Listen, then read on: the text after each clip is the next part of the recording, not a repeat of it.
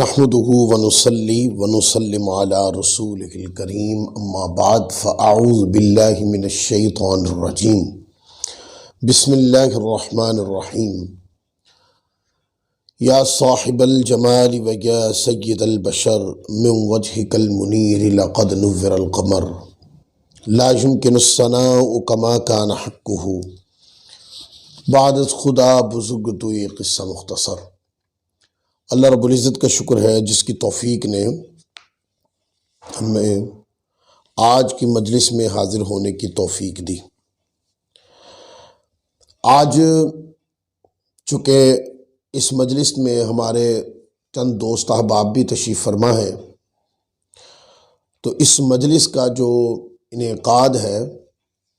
وہ میں نے کہ حضور علیہ الصلاۃ والسلام کی حدیث پاک جب بیان کی جائے تو اس میں کن چیزوں کی احتیاط کرنی چاہیے، اس عنوان سے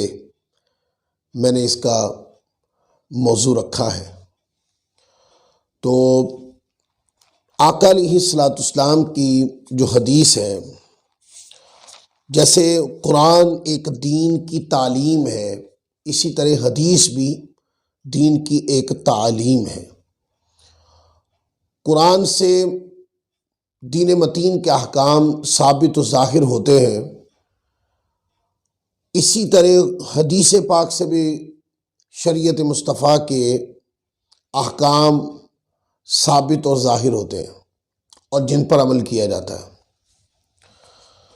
اب چونکہ آج ہم حدیث بیان کرنے کی احتیاط پر گفتگو کرنا چاہتے ہیں، اس لیے میں حجیت حدیث کے اوپر کوئی گفتگو نہیں کروں گا، گو کہ حجیت حدیث بھی اسی موضوع کا ایک حصہ ہے۔ آقا علیہ الصلاۃ والسلام کی حدیث بیان کرنے میں احتیاط کا دامن ہاتھ سے نہیں چھوٹنا چاہیے۔ جب بھی حضور علیہ الصلاۃ والسلام کی حدیث پاک کو بیان کیا جائے تو آقا علیہ الصلاۃ والسلام کی وہ حدیث من و عن پڑھ کے سنائی جائے۔ سب سے بہترین طریقہ یہ ہے کہ اس کا عربی متن پڑھ دیا جائے اور پھر اس کا حکم حدیث واضح کر دیا جائے، اور حکم حدیث واضح کرنے کے بعد پھر 1400 سال میں ائمہ کرام نے اس حدیث کے باب میں کیا کہا اور اغلب اس کا معنی کیا رہا، ائمہ حدیث کے تتبع میں اس کی علمی حیثیت کو متعین کرنا چاہیے، یعنی کہ اس سے استنباط شدہ جو احکام ہیں، اس سے میری مراد یہ، اور پھر اس کے مطابق اس کی درس و تدریس کا عمل ظاہر کرنا چاہیے۔ حدیث پاک بیان کرنے سے کے ساتھ ساتھ جہاں حدیث بیان کرنے میں احتیاط برتنی ہے، وہاں اس سے مسئلے کا استنباط کرنے میں اس سے بھی زیادہ احتیاط برتنی ہے کہ کہیں ایسا نہ ہو کہ حدیث پاک کے تناظر میں کوئی گفتگو کرتے ہم حدیث پاک کے صحیح مفہوم کو مسخ کر دیں، اور جو لوگ اس طرح کی گفتگو کر جاتے ہیں، یعنی یہ احتیاط نہ کرنے کے نقصانات میں سے ایک بات آ جاتی ہے کہ لوگ حدیث تو بیان کرتے ہیں، بعض مرتبہ حدیث ہوتی نہیں ہے اور وہ کلام کرتے ہوئے اس کو حدیث کا نام دے دیتے ہیں، یا وہ مانن بھی اگر اس کو حدیث کا نام دے تو اصلی متن کے ساتھ جب ان کے معنی کو جوڑا جاتا ہے تو وہ حدیث کا معنی بھی نہیں ہوتا۔ لہذا حضور علیہ الصلاۃ والسلام کی ذات اقدس کی طرف لا علمی میں اور جان بوجھ کر حضور کی ذات اقدس کی طرف غلط بیانی منسوب نہیں ہونی چاہیے۔ یہ ایک دینی تربیت کرنے والے خطیب، عالم، امام اور جو بھی درس و تدریس کے فرائض کو سر انجام دیتے ہیں ان کو اس پہ احتیاط کرنی چاہیے۔ دیکھیں، اس میں وہ طبقہ جو درس و تدریس کے ساتھ متعلق ہے، جن کو اساتذہ کرام کا طبقہ کہتے ہیں، یہ لوگ تو بہت محتاط ہوتے ہیں، اور اصل میں حدیث پاک کی اہمیت، ضرورت اور حدیث پاک کو کس انداز میں بیان کرنا چاہیے، اس کے تقریباً تقاضوں کو پورا کرنے والے یہی وہ طبقہ ہے جو درس و تدریس سے تعلق رکھتا ہے۔ حدیث پاک کا غلط معنی یا غلط بات کو حدیث کہہ کر بیان کر دینا،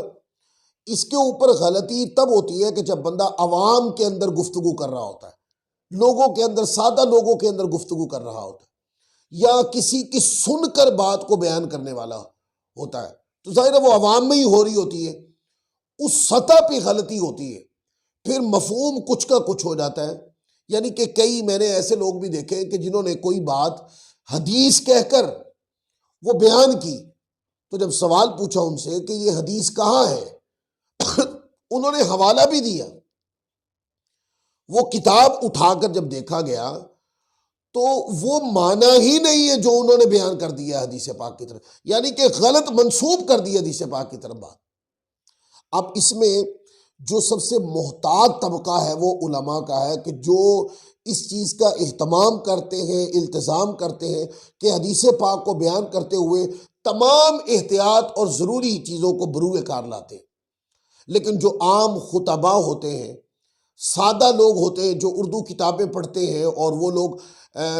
بیان کرتے ہیں، وہ غلطی زیادہ کرتے ہیں اور امکان زیادہ غلطی کا ان کی طرف ہوتا ہے۔ ان کو چاہیے وہ دو کام کریں، یا تو حدیث پڑھنا باقاعدہ سیکھیں، یہ فن سیکھیں اور اس کو پھر کریں، کیونکہ اس کا تقاضا پورا تب ہی ہوگا کہ آپ باقاعدہ علم سیکھیں، اور سیکھنے کے بعد آپ اس چیز کو سمجھیں اور آگے سمجھانے کی کوشش کریں۔ لیکن اگر کوئی درس نظامی نہیں پڑھا ہوا اور وہ بیان کرتا ہے، لوگوں کو سکھاتا ہے، اس کو پھر چاہیے کہ وہ کسی عالم کی کتاب جو لکھی ہوئی ہے، اس کتاب کو منو حدیث پاک کا متن پڑھنے کی اگر صلاحیت نہیں ہے تو ان کو چاہیے کہ وہ کیا کریں، وہ حدیث پاک کا وہ ترجمہ جو کسی عالم نے کیا ہے منو وہ ترجمہ پڑھ کے سنا دے۔ ہاں، پھر اس عالم نے جو اس حدیث پاک کی شرح بیان کی ہے، اس شرح کو اپنے لفظوں میں سکھا دے، سمجھا دے، بات کر دے، مفہوم لوگوں تک پہنچا دے، کیونکہ شرح کی صورت میں اس عالم نے اس حدیث پاک کا معنی، مفہوم، اس سے استنباط مسائل اور استخراج مسائل اور دیگر چیزیں ظاہر کی ہوں گی، وہ لوگوں تک پہنچائی جائے۔ اور اگر حدیث پاک بیان کرتے ہوئے ہم ان چیزوں کو احتیاط نہیں کریں گے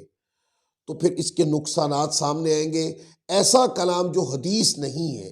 وہ اگر حدیث نہیں اور ہم نے حدیث کہہ دیا تو اس کی وعیدات آئی ہیں۔ دیکھیں، پہلی روایت ہے جو میں آپ کی طرف پڑھ رہا ہوں، یہ صحیح بخاری اٹھائے،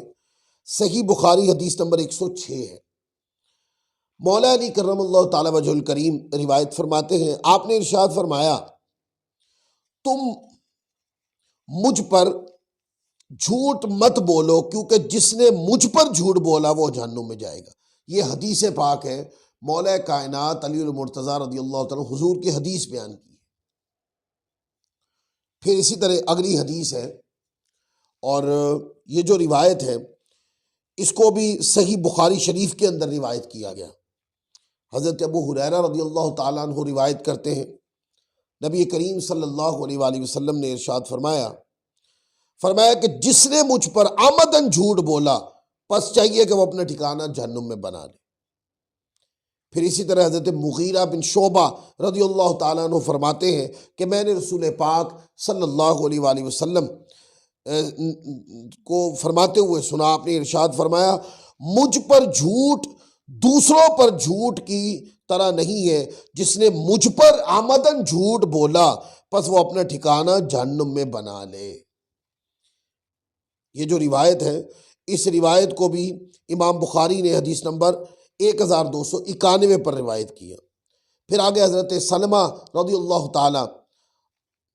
عنہ نے روایت کیا کہ میں نے رسول اللہ صلی اللہ علیہ وسلم کو فرماتے ہوئے سنا، آپ نے ارشاد فرمایا، جس نے مجھ پر کوئی ایسی بات کہی جو میں نے نہ کہی ہو پس وہ اپنا ٹھکانہ دوزخ میں بنا لے۔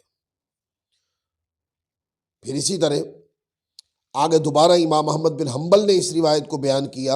11424 کے اوپر۔ حضرت ابو سعید خدری روایت کرتے ہیں، ارشاد فرمایا کہ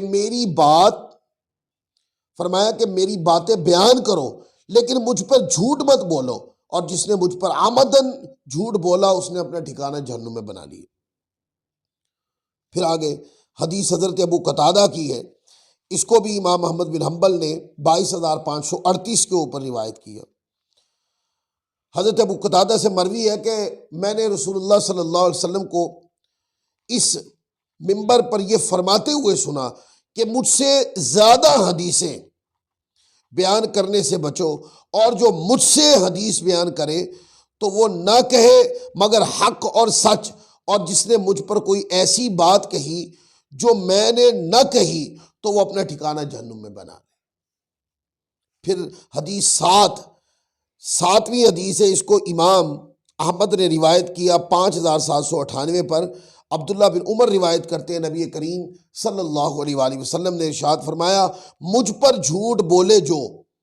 اس کے لیے جہنم میں گھر بنایا جائے گا۔ اب دیکھیں، میں نے 7 حدیثیں آپ کے سامنے بیان کر دی کہ جب حدیث بیان کرنی ہے تو آقا علیہ الصلوۃ والسلام کی حدیث جو حدیث کی کتابوں میں آئی ہے، ائمہ نے سند کے ساتھ اس کو روایت کیا ہے۔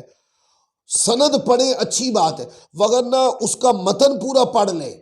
اور پڑھنے کے بعد او کما قال کا لفظ بھی ساتھ دہرا لیں، اور عربی متن پڑھ کے پھر اس کا ترجمہ بیان کریں، اور ترجمہ بیان کرنے کے بعد اس حدیث کا جو مطلقاً معنی ہے اس کے اوپر گفتگو کی جائے۔ اندازے سے کوئی بات کر کے یا کسی ایسی چھوٹی کتاب میں بات پڑھنے کے بعد اس کو یہ کہنا کہ یہ حدیث ہے، جب تک آپ کو اچھے طریقے سے ظاہر نہ ہو جائے، علم نہ ہو جائے، آپ کو پتہ نہ ہو، آپ نے پڑھ نہیں لیا، اصل کتاب اٹھا کے اس کا حدیث ہونا آپ پر ظاہر نہیں ہو گیا، یا کسی اصل کتاب تک نہیں پہنچ رہے لیکن کسی عالم کی کتاب آپ نے پڑھی ہے، پڑھ کے آپ کو اس بات کا پتہ چل گیا ہے کہ یہ حدیث ہے، تو آپ اس حدیث پاک کو پھر بیان کریں۔ کیونکہ اگر کوئی غلط بیانی حضور علیہ الصلوۃ والسلام کی ذات اقدس کی طرف منسوب ہوتی ہے تو یہ ایسا ہی ہے جیسے آپ نے دین کی غلط نسبت حضور کی طرف کر دی، کیونکہ حضور تو دین صحیح لے کے آئے ہیں، دین حق لے کے آئے ہیں، دین خیر لے کے آئے ہیں، اور جو حضور نے ارشاد فرمایا وہ دین حق ہے، وہ دین صحیح ہے، وہی دین ہے جس کے اوپر عمل کرنے کی ہمیں ارشاد فرمایا گیا ہے۔ اور اگر کوئی غلط بات حضور کی طرف منسوب کر دی جائے تو یہ دین صحیح کی مخالفت ہو جائے گی۔ ایک تو حضور کی ذات پر جھوٹ بولا جائے گا، اور اگر بعد میں حدیث سمجھ کر اس کے اوپر کوئی لوگ پیروی شروع کر دیں اور وہ دین کے امور کے خلاف ہو تو یہ دین میں جہاں مخالفت کا رستہ ہموار ہوگا، وہاں پر اس سے دین کے عنوان سے گمراہی پھیلنے کا امکان ہوگا۔ لہذا جو حضور کی حدیث ہے اس کو بیان کریں، اس کے حدیث ہونے پہ محنت کریں، اس کے اصلی متن تک رسائی حاصل کریں، اور ہو سکے عربی پڑھیں پھر اس کا اردو ترجمہ کریں، پھر اس کی معنویت پر علماء کرام کے دلائل اور شروحات کی روشنی میں گفتگو کیا کریں۔ اللہ تعالی ہم سب کو عمل کی توفیق عطا فرمائے۔ وما علینا الا البلاغ۔